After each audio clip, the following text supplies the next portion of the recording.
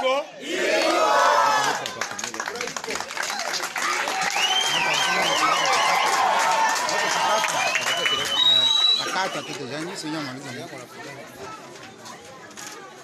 Mimi ya kusema yefana. Wasikia? Ndio. Hapa leo siku kuu ya furaha sana. Iko grupe Deco na grupe FARDC banafanya mariage kutu ya iba tui moja.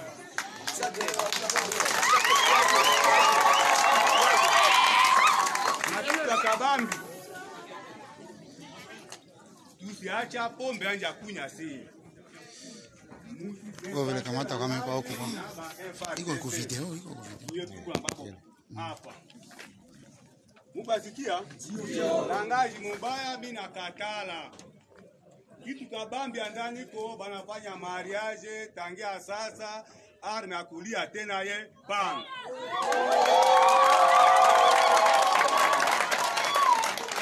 na kila mtu atatembea libre mzee alikuwa katembea naye mbele.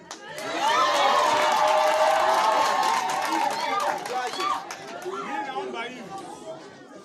Tangia sasa, tangia kesho, bakiana yote kufika kufanya salongo hapa Kusake. Salongo ya kwanza inangalau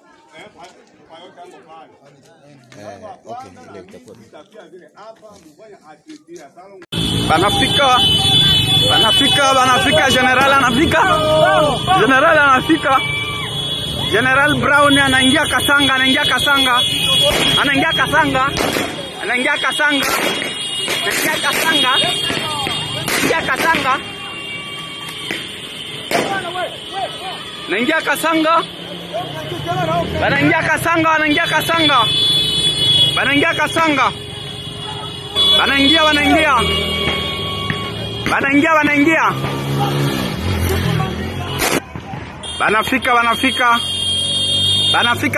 banafika.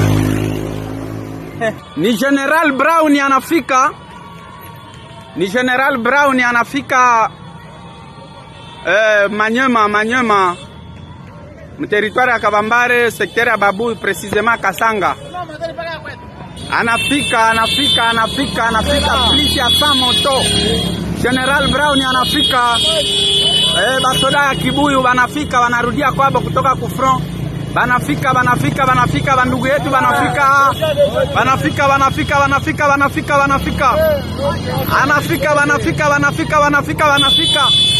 plus ya 150 moto banafika bien armé banafika ye mwenyewe anakuya ye mwenyewe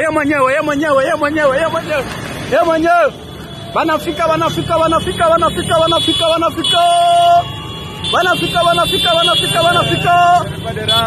wow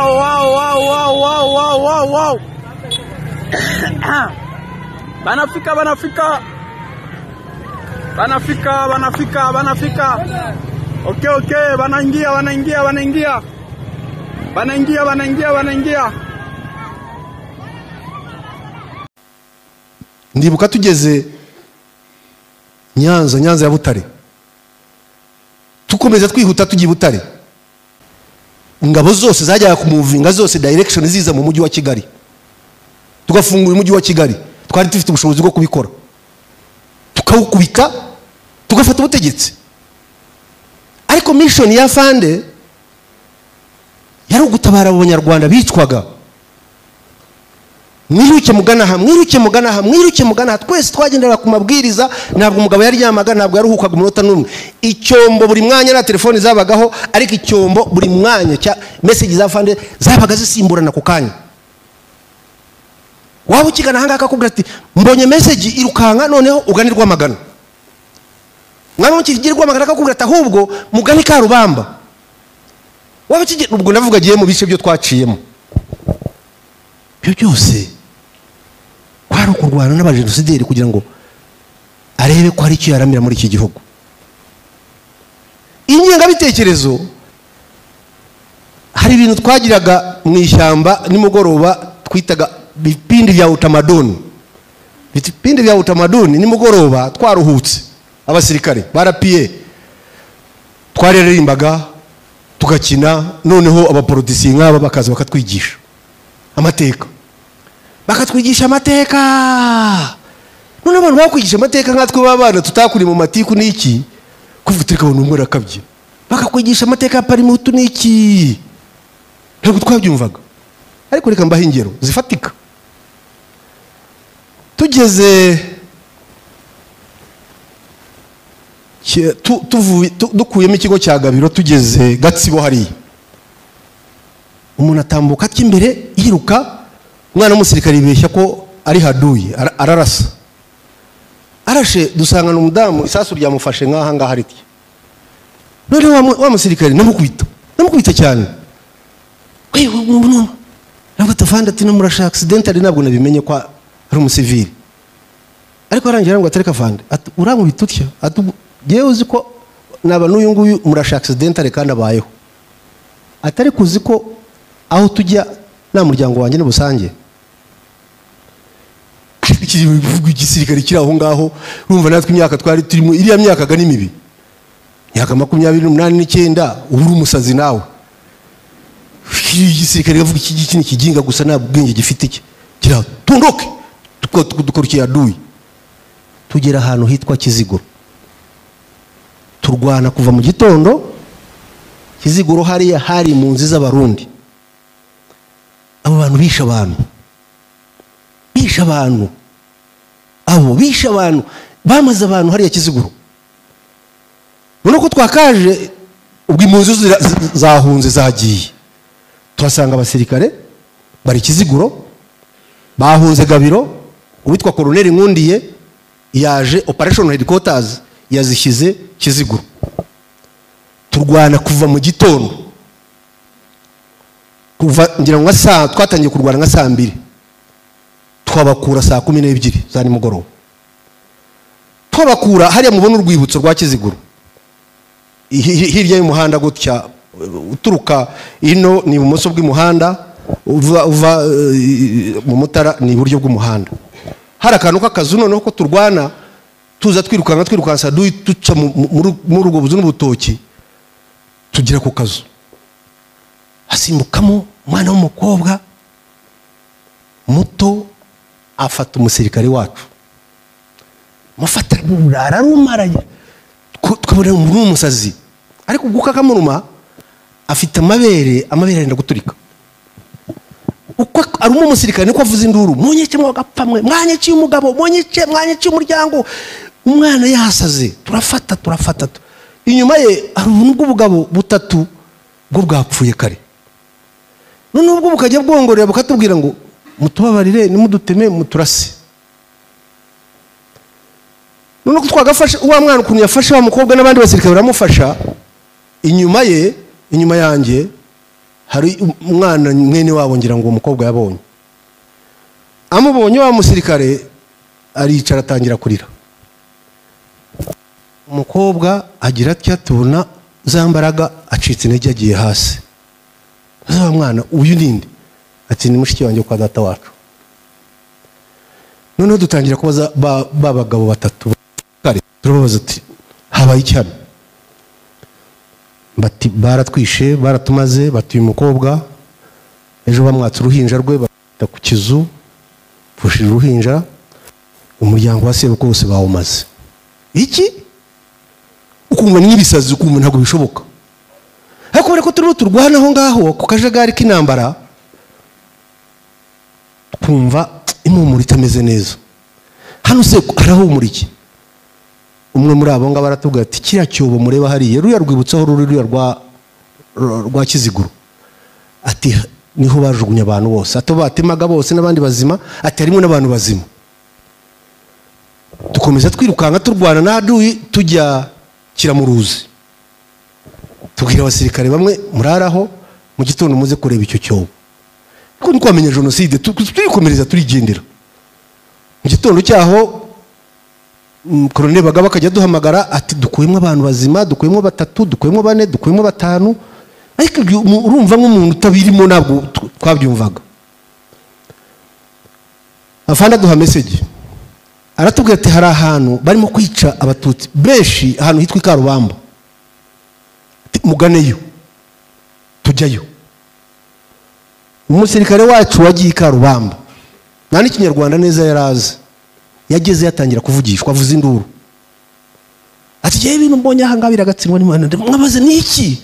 Ati ibintu mbonye biragatsindwa n'Imana. Ati turasaba gendarme ati barirukanse ati n'intera hamwe nyinshi cyane tiragiye atari ko abantu babamaze. Ati niba hari imodoka mwabona aho ngaho mupfe kuzohereza muze mutabara aha ngaho. Dushakisha imodoka bwari bufashwa aho ngaho tugohereza Karubamba. Mbonye abantu bavuye Karubamba, abantu mwe iki gihugu kirakomeye, kirakomeye pe. Ubundi abasirikare ba RPF buri abazungu baroroshye cyangwa se baritetesha. Ngo yagiye Iraka yagaruka ngo yasaze ngo yahuye na depression. Ukibaza RPF kuki tutasaze? Ibintu mbabwira ni bibi. Ntabwo byari ibintu byo kurebwa n'amaso yawe ngo ubuhumeka ubukivuga ubukigenda ubugitekereza. Ni bibi, mwumve ngo ni bibi nkuko umuntu wese kibi cya kwisi. Kareba abantu kafuta mana yanjye ibi ni biki? Kiliziya bakagenda bakayisambura hejuru bakayikuraho amabati. Munsi nkaha bakahacukura. Bagacukura aho mashini gani ziri za mitarayezo bakazinyuza munsi y'itafari hasi. Ku buryo abantu bari bagiye mu Kiliziya bose barwanye bananiraniyemo kugira ngo babakuremo. Rero bacukura imyobo imyenge myinshi bagacishamo za mashini gani zipepeta hasi, bakuraho amabati hejuru bakarupingamo za grenade. Abantu barashira muri Kiliziya. Hano bose barabatijwe, ni ba Jean Baptiste, ni ba Joseph, ni bande muri Kiliziya. Yewe nabuze no mamagara nafande, nabuze n'ururimi mubwira kuko naracanganye kemera nk'umusazi. Navuze induru gusa umugabo akaberwa icyo mubwira. Kuko mu buzima bwanjye nicyo kintu nabonye, niyo image yangiye mu mutwe kandi guhanganagurikamo biragoye. Turahava tugira Kayonza.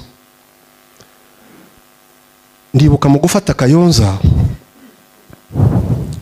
wari umugaba mukuru w'ingabo z'u Rwanda icyo gihe Bizimungu abwira uwo witwa Nkundiye, amubwira ngo ndavuga mu magambo ye ngo umuhanda abahutu basigaranye ngo n'uwo nguwo ni umuhanda w'igihugu kuva Kayonza ni Rusumo, Cyanika inkotanyi zarayifashe, Gatuna inkotanyi zarayifashe, Kagitumba inkotanyi zarayifashe. Izo ni supply route ziza mu Rwanda. None ngo umuhanda aho kuvuga ngo umuhanda w'u Rwanda dusigaranye kutugemurira ni Kayonza. Ati n'umuhanda w'abahutu aturahava ujyane n'Inyenzi. Ubwo afane nawe hari message yaduhaye natwe, amabato yari aho ngaho nayo ikomeye. So kuvuga ngo ninde uhakura undi, mu minsi ine turahabakura. Tugana nka Kayonza hari komine, tugaruka nimugoroba nsanga leta bagire bari kuri paruwasi ya Mukarangi. Uno mugabo yicaye munsi y'igiti, bagire yicaye munsi y'igiti arimo ararira. Yewe nkareba abantu baryamye mu mbuga ya paruwasi ya Mukarangi benshi cyane, benshi. Hejuru yabo hari umukobwa cyangwa se umudamu, ngira ngo nibwo bari bakimara kumwica, uri wambaye ikanzu ya zebra munini mwiza, ariwe numbi bashyize hejuru y'abandi bose. None ugabira umugabo ararira. Yewe nkaza nsakuza mbaze basirikare n'abantu bose kuki mwabaryamishije ahangaha. Mbaze abasirikare bo kwa leta bagire kuki abantu mwabaryamishije ahangaha. Umwana umwe arambwira ati atafanda abantu bose babishe. Niki? Ati babishe. Imegi ya Karubamba noneho imegi ya Mukarangi yo umutwe wangirikira kimwe. Kwibaza iki gihugu kiri mu bantu ki noneho ukatangira kwibaza ngo ariko iki nicyo gihugu cyacu twabwiwe cy'amata ubuki, kuko ababyeyi bacu bajya batubwira ngo u Rwanda ngo rutemba amata n'ubuki. Iki nicyo gihugu twabwiwe, iki nicyo gihugu. Ni henshi ariko reka mfataho habiri. Aho rero ye hanyeretse ubugome iyi jenoside yateguranywe bwari bubi. Imana yagomba guhemba iki gihugu, ikagihemba umuyobozi nka Fande ugomba gufata biriya byemezo yafashe. Kuko iyo tugira umuyobozi ujenjeka, nyamuneka abantu bari bafite umujinya.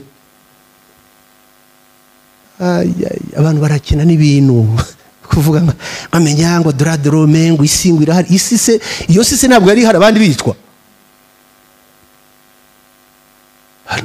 Abantu bari baneshejwe, twabarushije imbaraga. Fari yarirukaga yarakinagiraga nk'inyamaswa ku musozi.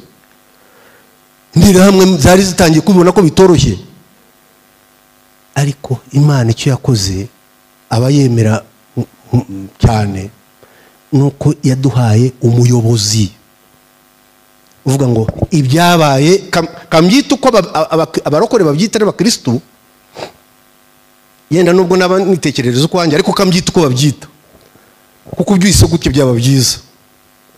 Baravuga ngo hica Satani ntabwo hica Imana, ariko bakavuga ngo Imana ngo ugira imbaraga nyinshi.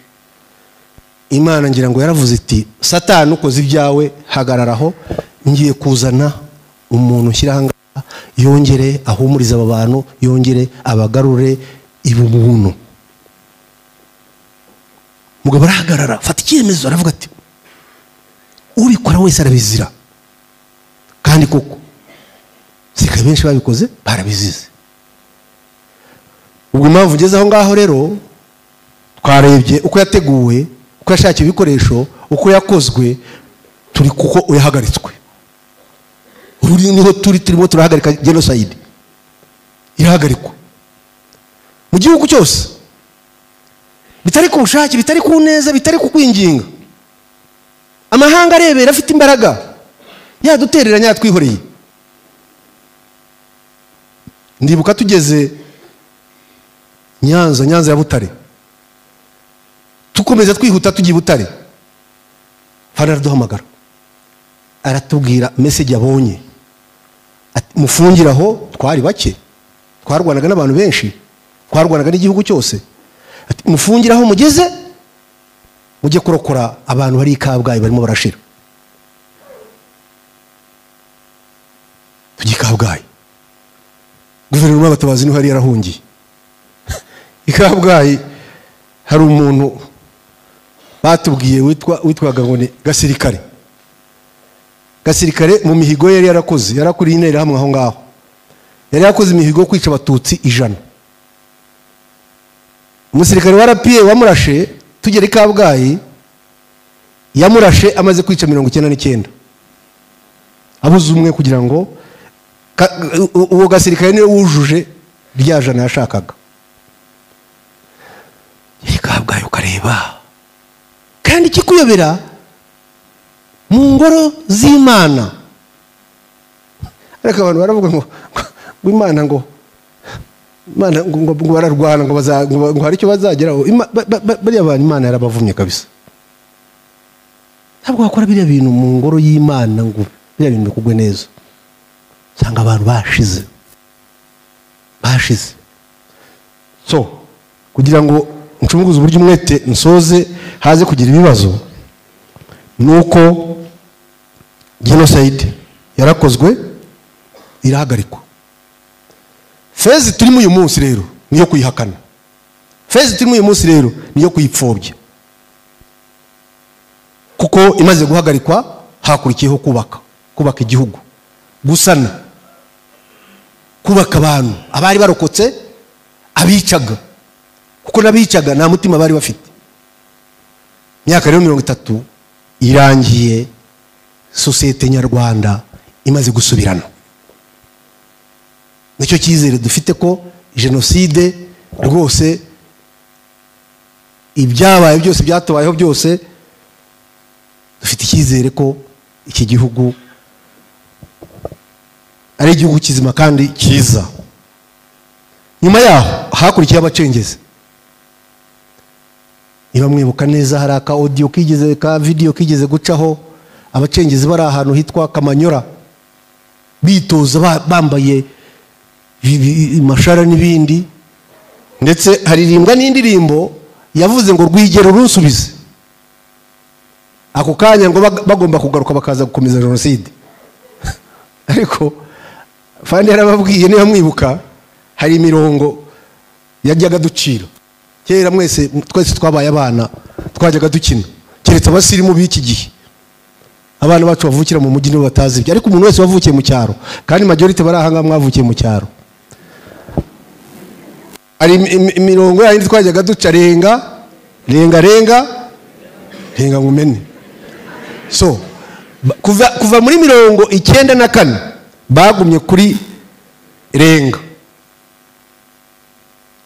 aho bagumye hungaho. Nabwo hariya kuri uriya murongo utukura wafanda akunda kuvuga, ntabwo bigeze bawutambuka. Kurinda uwo murongo rero icyo byafashije mwebwe bato mukaba mwicaye hano uyu munsi mutanga umusanzu ku gihugu cyanyu, mukaba mwarabyariye u Rwanda. Kurinda uwo murongo byaduhaye kuba namwe aho mumaze kugera, mumaze kuba abantu basishora bareba bazi ukuri. Uwo murongo rero cyakenewe kuwurinda kugira ngo namwe abo mubyara, kuko twebwe ubu cyiciro cyacu nicyo kurindwa. Muzi ko mu Kinyarwanda abaho ndinda dawe ndinda mwana. Ubu twebwe kigero tugezemo no kubabwira ngo ndinda mwana, muturinde sasa, kandi kuturinda no kurinda wa murongo. Ariko ni mutawurinda tuzakuroringa dukamba kambe tuwirindire.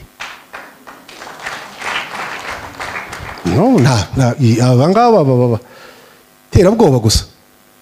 Jo bunda fanda yarababwiye ngo ni za balloon, ngo you just need nuzuga tumuraho bigapfumuka.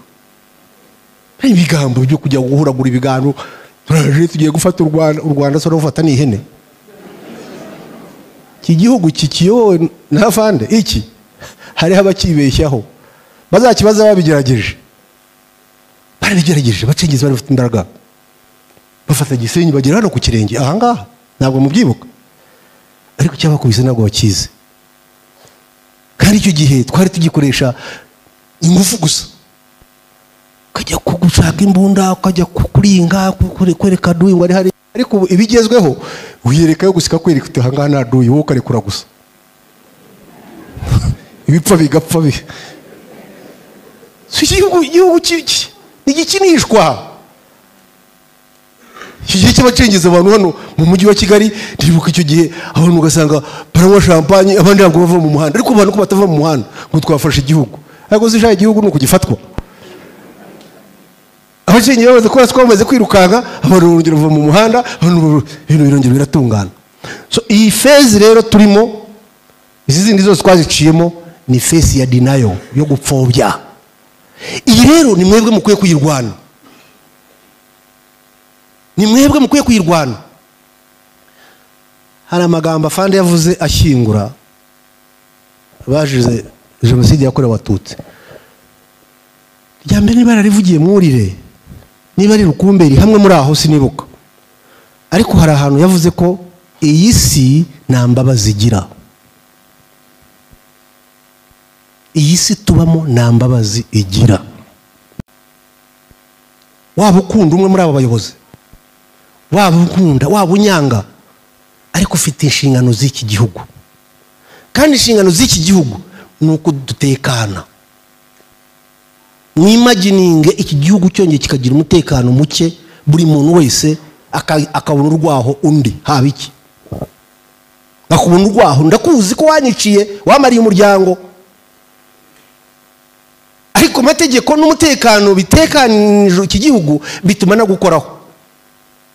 Uzi ko umuntu yahunga kujya gushaka duyi akabanza gushaka wowe, akavuga ati ariko najya gushaka duyi, uyu nguyu arahangaha nabaje gushaka uyu. Ariko bira ko igihugu gitekanye uyu munsi nawe wabitekereza. Mu nyungu ya buri umwe twese ko turi ahangaha rero kugira ngo nekane nawe utekane.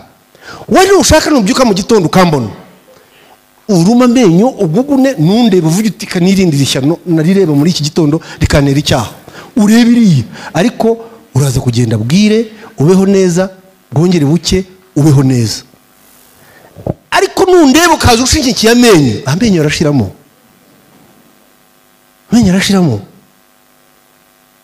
mwiki rero iki gihugu mu kigumane turwane n'aba bajenosideri bapfobya babaye benshi kumva nta nubwo ari benshi ariko za social media bajyaho umuntu umwe akuraho abantu ukagira ngo ni ibitangaza byabaye yeze kubwirwa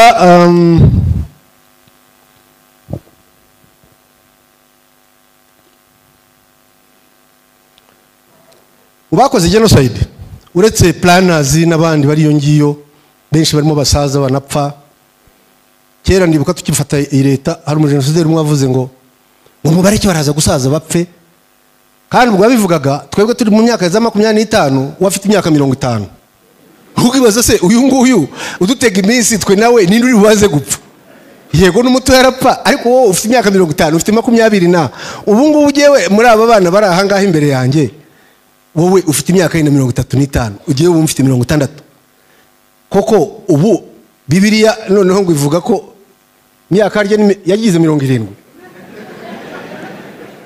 ariko muri y'abanyarwanda kubera ubuyobozi bwiza ubu tugeze kuri 70 ningahe aha uriya mugabo ufite 30 yenda n'urugero uwo mugabo wambaye costume y'umukara ufite 30 yenda n'urugero je mfite 60 usigaje ufite inyongezo ngari yo kubaho muri iki gihugu nindi si wowe no kwikurwanira iki gihugu ntabwo ari igihe ugiye gupfa mu gitondo gihe nshatse navuga nikasahura ibyanye n'ubundi sigaje igihe gitoya cyo kubaho nipfire ariko uracyari umujyambere niyo mpamvu mugomba kurwanira iki gihugu mwebwe mutirebye ngo uyu ni runaka aba rero derere kuva yagenda muri 94 n'ubu iracyahari kandi ikibazo cya FDLR ntabwo ari umubare baba batanu abicumi ikibazo cya FDLR ni inyenga bitekerezo na ideology baba bicumi ya ideology iri poisoned niyo barimo kwigisha abanyarwanda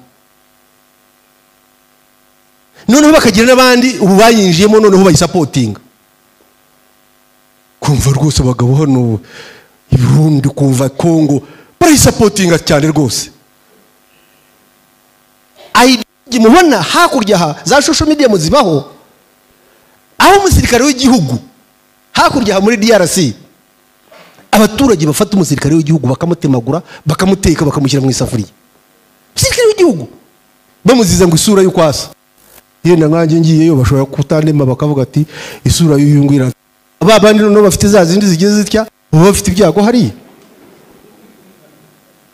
yize kubona muri media n'umusirikare emeja ari kumwe n'abagenzi be mu modoka ngira ngo yari na medical assistant meja zina ndaryibuka no mutwe majoro Kaminzobe ari kumwe n'abagenzi be mu modoka emeja w'igihugu mwumve ideology ahiberambe bageze kuri road block militias inera hamwe bativa mu modoka bagenzi baricara rwose kirere rashya bamukuramo bamutema ijosi bamutema amaboko baratema ingwe bashyira mu maguduriya barateka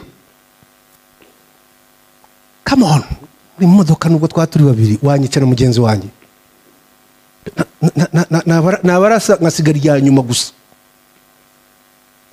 kwi mugenzi wawe bakamukuramo bakamutemagura ureba ideology ni so FDLR ni ideology ntabwo ari ikindi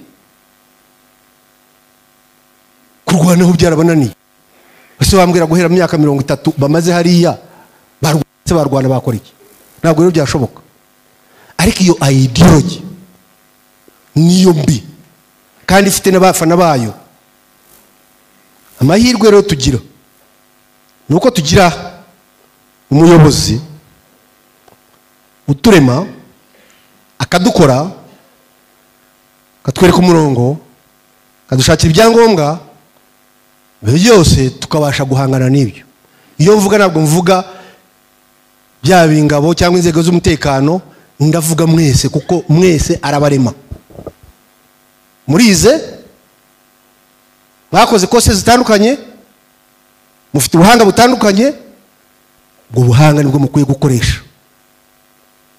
Iki gihugu ejo mwagisigarana umwe muri mwe, abandi bazahitamo bati tuyoboreye, agasigara mu gihugu kimeze gityo. Tumaze imyaka 30 nta mwana n'umwe w'umunyarwanda wavutse muri icyo gihe uhagurutswa mu ishuri ngo yuri runaka. Tumaze imyaka 30 nta munyarwanda n'umwe ufite imyaka yo kubona icyangombwa ugera kuri bariyeri ngo umuntu arebe mu cyangombwa cye arebe ubwoko bwe. Tumaze imyaka 30 nta kadugudu na kamwe karatwikwa kazira abagatuye abaribo. Tumaze imyaka 30 nta muntu urapfa azira ubwoko bwe. Tumaze imyaka 30 iki gihugu kitavogerwa. N'urukwavu ruvuye mu kindi gihugu rugahungira muri uru Rwanda kugira ngo rukurikirane ujye kugira icyo rukora, ubanza kubona icyangombwa cyo kurukurikirana. Ntabwo ari nk'ibya kera aho abantu bahagurukaga bakaza za 70 na kangahe, abarundi barahagurutse hariya ku mupaka Nemba, baraza bashinga baroni, baravuga ati aha ni iwacu.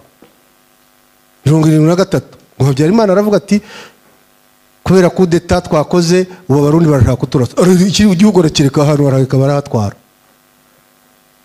Umugabo witwa Idi Amin azana za migi ajya kwirebera inshuti ye Micombero Bujumbura, araza without any permission arandinga Kanombe airport. Abasirikare barahunga, abantu bose bajya kwirisha bati indege za Amin zaje. Tumaze imyaka 30 n'urukwavu iyo rwinjiye hano ruvuye mu gihugu kugira ngo uzajye kubisabira uburenganzira. Kwesuzugura se bagakura he? Kera bajyaga batubwira ngo ukuntu Mobutu na Habyarimana bajyaga mu kiyaga kuroba bishimye. Noneho Habyarimana araroba, of course u Rwanda buriya n'ubu rwa mbere muri bintu byose. Arobye aba DSP baravuga ati subizamo ifi ya grand frère ntabwo irazamuka, banza usubizemo. Noneho twimagininga uyu munsi uwo mukino ubayeho, afande ari hariya usibye yenda kujyamo ko wamugora, ariko twimagininga ubayeho koko byakunda ko ifi yindi yazamuka y'u Rwanda itarazamuka. Mu gisirikare ari byo twitaga matunda ne sinzi uko nabyita mu Kinyarwanda, ibyiza mu Rwanda bakavuga ngo matunda yako mbere, ibyiza biri hehe? Biri imbere. Nyuma ya jenoside hari ibyiza twabonye, twababonye bato, twababonye mwarahungabanye ku bose abishe n'abiciwe, ariko bya byiza twabwirwaga turabona mwarakuze, turabona mwarashatse, turabona mwarabyaye, turabona mu gihugu cyiza, turabona mu gihugu buri muntu wese yifuza, turabona mu gihugu cyubashywe. Ejo bundi imyaka 30 yo kwibuka mwarebye isi yose kuniza kubaha no kuramya abanyarwanda agaciro kariya. Iyo tugira umuyobozi wa Kenyegi ntabwo kare agaciro tuba tugafite, ntabwo iki gihugu tuba tugifite, gisa gitya gikeye gitya. Kandangize ndangiriza kuri abo bamwe mu bapfobya jenoside, saba genocideri gusa, harimo n'ibisambo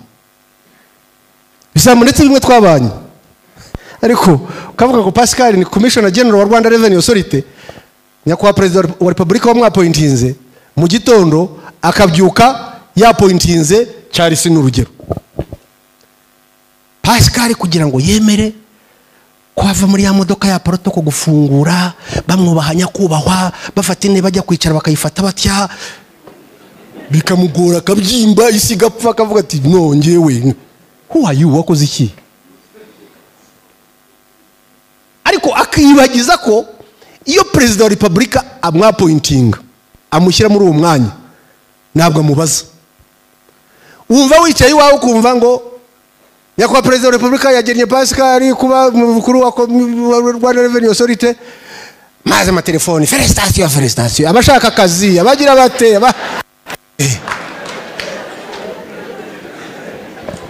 ya radiyo yabivuze wa mukuru w'igihugu agushyiraho niyo yongera kuvuga ngo Ibingira yagiye kuyobora Rwanda Revenue Authority.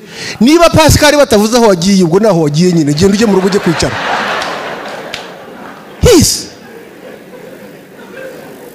Ufite umuryango wawe, subira mu muryango wawe, genda ukora akazi kawe n'umuryango wawe, mu gitondo wongera utegereze deployment y'igihugu izongera kuguhamagara yongera igirite ikudeploying. Muri ibyo bisambo rero nabyo bipfobya genocide. Bimwe byinshi nicyo bizira.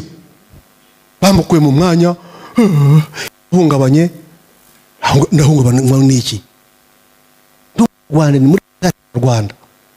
Abaporoso iyo bahashyingura umuntu yapfuye bafata ivu cyangwa igitaka. Ngo igitaka mu gitaka ngo havuye n'usubiye. Tuza hangaha twese dufite aho tuba twaravuye. Dufite uhadukura kandi dufite uhadusubiza. Iyo subiye rero mu mudugudu wacu kanicara no mudugudu wanjye ntangira kuganira na bagenzi banjye. Nshakisha ibyo gukora. Ariko ugasanga umuntu yabyimbye wanguye ku butegetsi murabazi bagiye kandi nabitangaza bakoze. Bukivovota bukajya ku maradiyo bukavuga ariko iki gihugu kirakabyara. Nta muntu kitagiriye neza. Muzi ko niza social media zibatunzwe n'iki gihugu. Batagifite se bavuga iki? Aba bajenosideri bagiye hanze muzi ko bagiye kubera iki gihugu. Iyo batakigira se bajyagayo bate passport. Reka mbibwira abantu bamwe n'ukuntu bageze kugira ngo aho kiramye. Uzi ko hari umuntu gusa wazaga ari n'umunyamahanga, hari umuntu wigeze kujya South Africa asanga ambassador wacu. Hari umuntu Nigeria. Muri za 97 ajya kwidekarara. Yidekarara umunyarwanda. None bahamagara ambassador w'u Rwanda batari kwandura umuntu wanyu. Yamubaza umuntu ari kinyarwanda azi. Ageze aratinyuka areba ambassador mu maso. Atoya atigenda nkunze abatutsi atunga aravuga igitutsi genda avuga igihutu. Uzi ko abantu bagiye bakreiminga kugira ngo babone ubuhunzi bakagenda bitwa nta muntu n'umwe utaritwaje iki gihugu, nta muntu n'umwe utaritwaje ubuyobozi bwacyo, nta muntu n'umwe utaritwaje amateka para benefitinga babibonyemo ibintu. Ubundi rero icyo bakabaye bakora kubona ubwo buhungiro n'ibindi bashaka bamara kubibona bakabaye bagaruka bakaza kubaka iki igihugu. Niba rero batabikoze mwebwe abari mu gihugu ni mwubake igihugu muzi icyo mukora. Nagira ngo banyakubaha rero minire hano ari umwanya wo kuza kubaza, ariko tuvuga ngo muri imyaka 30 n'indi zaza 30 uko afande yabivuze nta genocide izongera kuba muri iki gihugu. Umuntu ugifite igitekerezo cyo kuvuga ngo wakongera akaduha tukabona uko tubagira ntabwo uzabibasha. Byananiranye cyagiye ntabwo byashoboka ubu ngubu. Ubu abantu bose barabizi. Abantu twese tuzi uburyo bwo kumuntu yarwana. Nawe rero byakundira, ahubwo ibyiza ni ugutuza abantu bakabana. Bari abanyamerika twirukanyiramo tuzi ko bategeka isi. Unashatse ibibi byabo baba bafite wabyihorera ariko kareba ibyiza byabo tukaba ari byo tugenderaho. Ndabaramwebwe mwize. Uyu munsi Minister wa Defense wa US numwirabura undusha kwirabura. Nta nakayo bafitemo nk'akabamwe muri mwe. Ejo bundi uyu mugabo Trump yasimbuye umwirabura. Barabanye. Bo icyo bakeneneyeho ni ubuhanga bwabo gusa kuvuga ngo ariko cyari se ubuhanga bwe nitwabukoresha tukavugurira inzu ishyushye niyongera kudushyuhira. Nibyo tubakeneye, nta kindi bakeneye. Ariko twebwe ukareba umuntu umuhanga ugatangira kumureba mu moko. Akose kiriya kizuru cye kimeze gitya, kariya kazuru ke kameze gatya, ubu yatumarira iki? No, reba ikiri muri brain. Aricyo ureba. Naho rero honyine hatuma twubaka iki gihugu kigakomeza kuba kidadiye. Mu magambo ahinnye nasorezaho muri iyi minsi ibintu musigaye muvuga imvugo zaje nziza kandi ari imvugo nziza ngo twimana u Rwanda. Bantu batoye ni mwimana u Rwanda. Mutirebye ya wa mwanda w'oko. murabona RDF kunijya yimana u Rwanda iyo turwana twebwe RDF y'u Rwanda ntabwo ureba izuba